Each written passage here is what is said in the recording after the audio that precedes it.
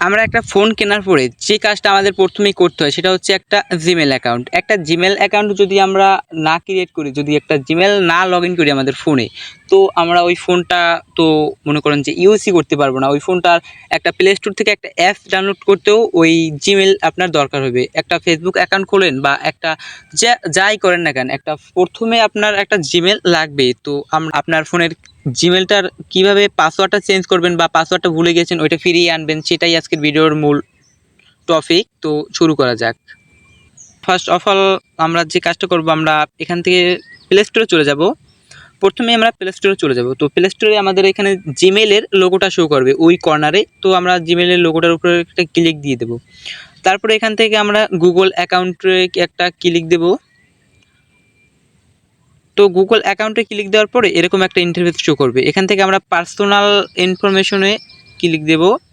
তো personal ইনফরমেশনে click দেওয়ার পরে এভাবে আমাদের ইনফরমেশনগুলো শো করবে। এখান থেকে আমরা একেবারে স্ক্রল করে একেবারে নিচে চলে যাব।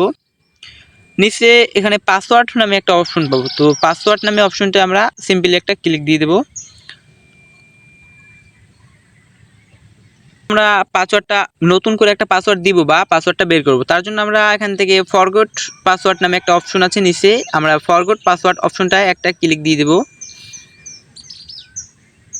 তারপরে এখান থেকে ইউজ ইউর স্ক্রিন লক দেখাচ্ছে আর একটা কন্টিনিউ, আর এখানে একটা ট্রাই অ্যানাদার ওয়ে লেখা।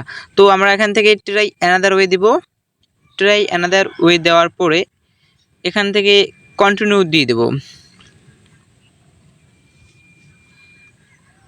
তো এখানে আমরা একটা নিউ পাসওয়ার্ড সেট করার একটা অপশন পেয়ে যাব। এখান থেকে আমরা উপরে যে একটা নিউ পাসওয়ার্ড, ওইখানে একটা নিউ পাসওয়ার্ড দিব। তারপরে সেম পাসওয়ার্ডটা আমরা নিচে এই যে কনফার্ম পাসওয়ার্ড, ওই জায়গায় আবার সেম পাসওয়ার্ডটাই দিব। আর হ্যাঁ, পাসওয়ার্ডটা অবশ্যই সর্বনিম্ন 8 ক্যারেক্টারের হইতে হইবে। তো আমি আমার পাসওয়ার্ডটা দিয়ে নিচ্ছি এখানে। তো এখানে আমার পাসওয়ার্ডটা দিয়ে নিয়েছি। পাসওয়ার্ডটা দিয়ে নেওয়ার পরে আমি এখানে চেঞ্জ পাসওয়ার্ডে ক্লিক করে দেব।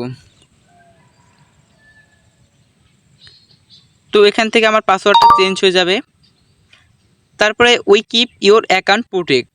তো গুগল বলতেছে আমার অ্যাকাউন্ট প্রোটেক্ট রাখবে। তো তার জন্য এখান থেকে আমরা যদি গেট স্টার্ট দিয়ে দিই, তাহলে আমাদের প্লে স্টোর বা ইউটিউব যেখানেই বলেন, তো আমাদের এই জিমেলটা অটো লগ ইন হয়ে যাবে। আর যদি আপনি চান যে পাসওয়ার্ড চেঞ্জ করছেন, এখন আর কিছু করবেন না, তার জন্য এখান থেকে ক্লোজ দিবেন। আর যদি চান যে গুগলেই এই অ্যাকাউন্টটা এখন লগ ইন করবেন, তাহলে গেট স্টার্ট দিবে। আমি এখান থেকে গেট স্টার্ট দিয়ে নিচ্ছি।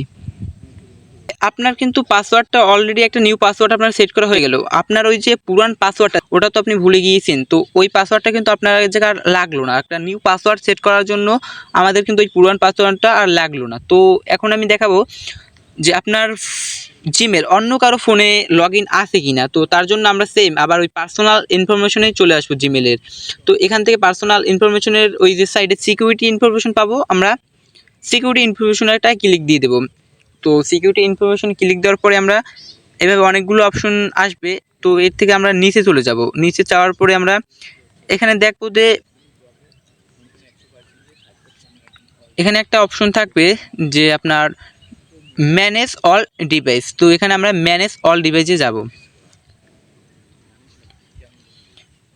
এখানে যদি আমাদের অন্য কোনো ফোনে আমাদের জিমেলটা লগ ইন থাকে, তো সেটা এখানে শো করবে। কিন্তু এই জায়গায় আমার ফোনের মডেলটাই শো করছে, তার মানে আমার এই জিমেলটা শুধু আমার ফোনেই লগ ইন আছে। যদি আপনাদের এই জিমেলটা অন্য কারো ফোনে লগ ইন থাকে, তাহলে এখান থেকে আপনার জিমেলটা অন্য কারো ফোনের যে মডেলটা সেটা এখানে শো করবে। ভিডিওটা ভালো লাগলে অবশ্যই চ্যানেলটা সাবস্ক্রাইব করে পাশে থাকবেন।